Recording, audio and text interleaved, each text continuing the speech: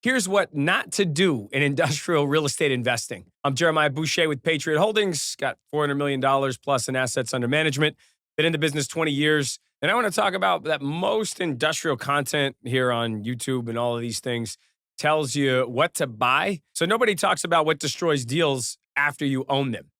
So the mistake that costs investors or operators are they don't identify the issues before the acquisition. Once you buy the asset, you've already made the mistake and you have to deal with it for years to come.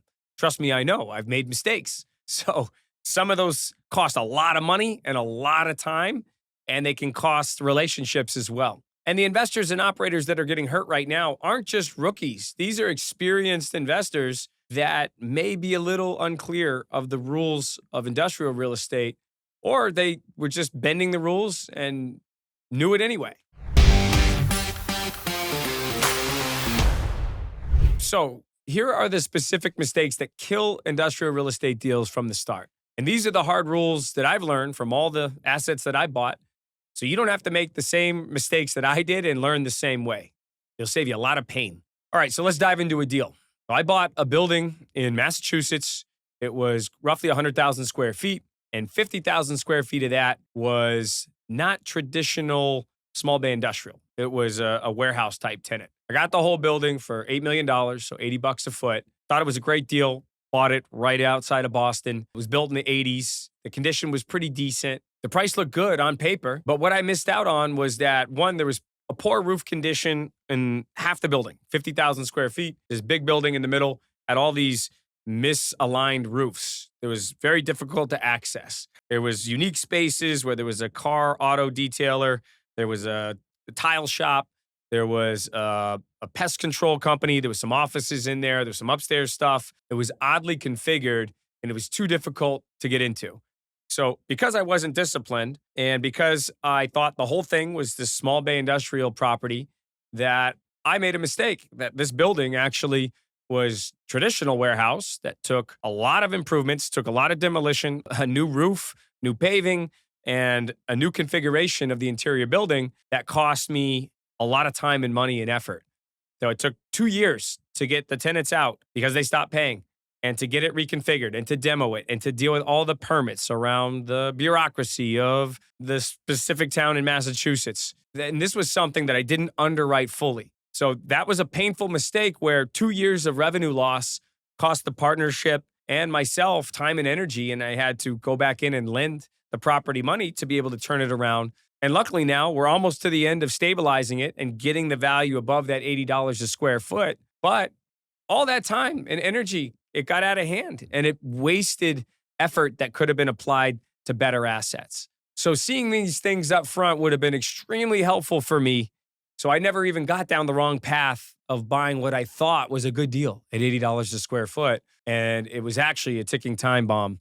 And I would have saved myself a lot of pain if I would have known that that's not traditional small bay warehouse.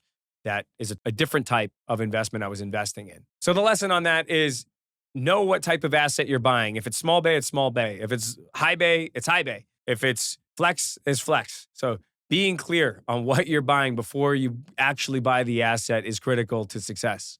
Okay, second mistake is underestimating subdivision and reconforming or reconfiguring a building. It's called a conversion, where a lot of industrial investors will go out and buy a large warehouse right now, and they say, yeah, I'm just going to subdivide it into small spaces and rent it to contractors, and I'm going to double the rents. And the reality is the costs will get out of hand. Permits will get out of hand. The downtime to get the job done will get out of hand. There'll be firewalls. There'll be zoning classifications you need to abide by. There'll be multiple permits with towns. The whole process is brutal. So if you're not getting the building at an extremely low basis, like almost nothing, then many times the rents will not justify this conversion. And how do I know all this? Well, I found out these the hard way because I bought a building in Connecticut that was in front of a storage facility that I developed. It's 20,000 square feet, and we had one single tenant, which was great. But eventually this tenant, this manufacturer, left. And the building was configured to be able to subdivide it so that you can put in multiple spaces, but it wasn't built out. And the lesson that I learned was extremely expensive because I had to do all those things. And I had to redesign the building and go back to the town and get it permitted for multiple spaces, for multiple commercial uses, because it wasn't zoned for a multi-tenant building. And when you're tearing down any significant walls or you're adding significant walls or you're redesigning spaces with an architect, that's going to trigger permits. And what that means is time, because now none of these municipalities, maybe except if you're in Texas, they're pretty quick, but everywhere else, it's extremely slow. And it's going to take a lot of time to get these deals done. And where the cost can really crank up is in your mechanical, electrical, and plumbing. So when you're putting in, this is my third point here, is ignoring the MEPs on a building is the power requirements that industrial needs. It's chronically underestimated. And this discussion is never really talked about with a broker or seller when novice investors try to invest in industrial real estate, is how much power the building has. And even if it has a lot of power, the problem is if there's only sub meters at 60 amps per unit, then that a lot of times is not going to be enough for an industrial tenant. Or if you only have a certain amount of amps in the building and you want to subdivide it there, it's very costly to add all of the additional meters or bring more power into the building if you don't already have it in order to supply the tenant with the power they're going to need based on that type of warehousing space that they're expecting to get. So that's the first thing when I walk a building, an industrial one, is how many meters are on the property, how much power is available at each unit and in the total building. And there's amps and volts, and we can get into a whole different video on that. But yeah, you want to make sure there's a lot of amps. It's extremely expensive to add more. And most buyers never ask. Most sellers don't volunteer telling you about it. Check the power before you fall in love with the price on any asset, or make sure the person you're investing with understands power requirements. What not to do in industrial here is buy a property that you think you can rent quickly, but actually there's more than a 12-month downtime to lease out any of the spaces. So if any property you're looking at shows a vacant unit that fills up in a month or 2 months, that's extremely delusional. Unless it's a pre-built out, less than 5,000 square foot space that's ready to go, it's going to take time to market for the tenant, meaning they have to find you somehow, either through a broker or through advertising. There's going to have to be the permitting that they're going to have to get to come into the space. They're going to ask for TIs, meaning tenant improvements. Have to add some specialized things for them in a traditional retail, office, or industrial property. Right now in 2026, they're asking for a lot of free rent. They typically want it on the front end. Then there's leasing commissions that you have to pay. But really the focus is the timeline. So do not think you're going to turn a commercial property around in 12 months. It's unlikely that you'll even hit that target in 36 months. So 3 years is the minimum I would look at with a value add, especially industrial property, retail, office property, and even some multifamily properties. So the next thing I would be aware of, so what not to do in real estate. It's not a hard and fast rule, but a rule that I hold myself to is try to limit or not buy buildings built before 1970 or 1980. I'm talking about traditional commercial, because a lot of these buildings are defunct. They're obsolete. The ceiling heights are too low. Many times the power requirements aren't good. The wiring, the layout, everything. I've looked at old mill buildings in New England where an investor wanted to sell it to me for $10 a square foot. But even then, trying to improve the building to get it up to today's standards would be impossible. It takes so much time and energy. And I know investors that are successful at this, but it's not the game I want to play because it takes way too much time and there's too much complexity and room for error. So old buildings, they typically have maybe 10-foot garage doors or 12-foot max doors, and their ceiling heights maybe 10 to 12 feet. That limits the number of businesses that actually want to use the industrial space in the property. And you can't change that. You're pretty much demoing the building. So stay away from buildings that have 10 or 12-foot clear heights. It's not the ideal situation. If you're going to buy those buildings, that's more of a self-storage building. That's not an industrial building. And I made a dumb mistake doing this, so I'm going to hammer this point home.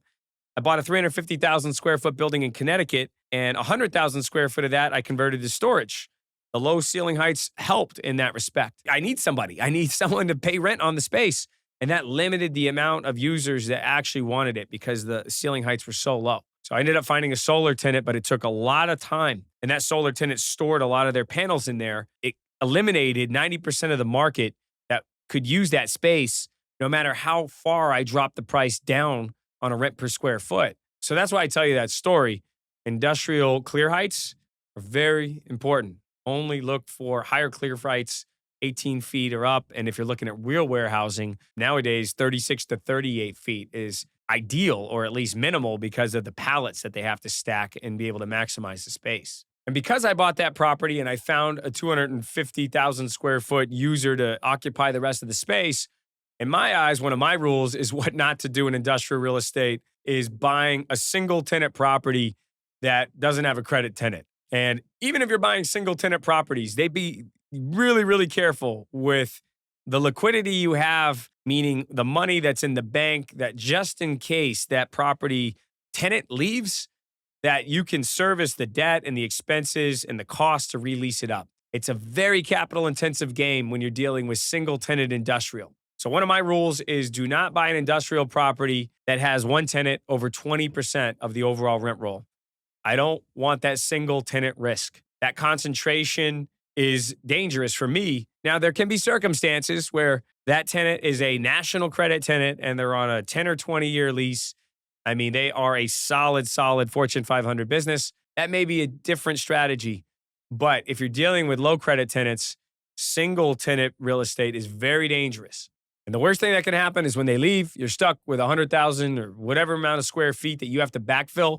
And that is a painful process. Be aware of what you're getting into when you're buying single tenant or large concentration of tenants in a building, and there could be turnover. As long as you know what you're getting into, then you can adapt your strategy around it. For me, I want to buy diversified streams of income, and I want to protect the downside first. That's why I eliminate that single tenant concentration. So if you like what I'm talking about, or you align with any of these strategies, or want to give me feedback, or we can discuss the deal nuances and break down deals, then comment deal below. I'll add you to the Patriot Deal Room. I'll send out deal analyses, market trends, insights, opportunities, and painful lessons that I've learned. So comment below, and I look forward to talking with you.